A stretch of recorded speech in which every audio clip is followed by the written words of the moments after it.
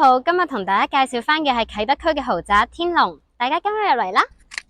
天龍係由兩發展商合作嘅樓盤，包括中國海外、恒基兆業、華懋、新世界、匯德豐、帝國集團。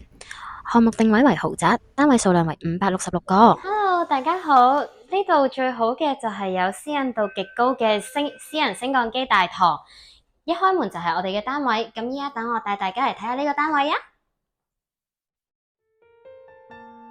今日睇天龍嘅單位係22樓 A 單位，實用面積係1428尺。呢個單位會係4房雙套，你哋睇下個廳幾大，擺張10人餐台完全冇問題。最緊要我哋出去露台望下個海景，簡直係180度嘅海景，望晒成個維港嘅景色，仲可以睇到煙花，住一世都抵。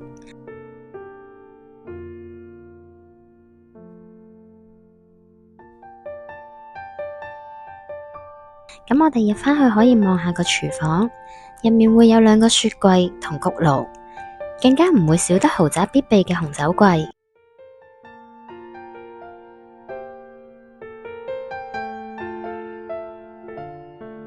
再行入去就會係工人房連洗手間嘅位置。咁我哋再行入去睇下啲房同廁所先，外面個廁所都係會做返有浴缸嘅設計。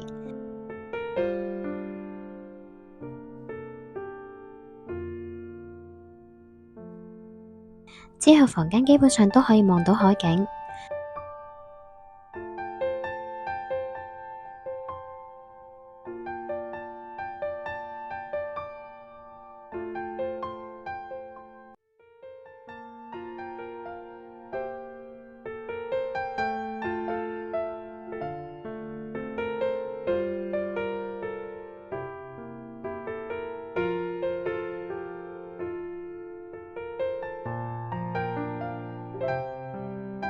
最緊要係我哋嚟到主人房，個海景都係超級無敵靚，瞓喺度望到呢個海景，即時成個人都放鬆晒。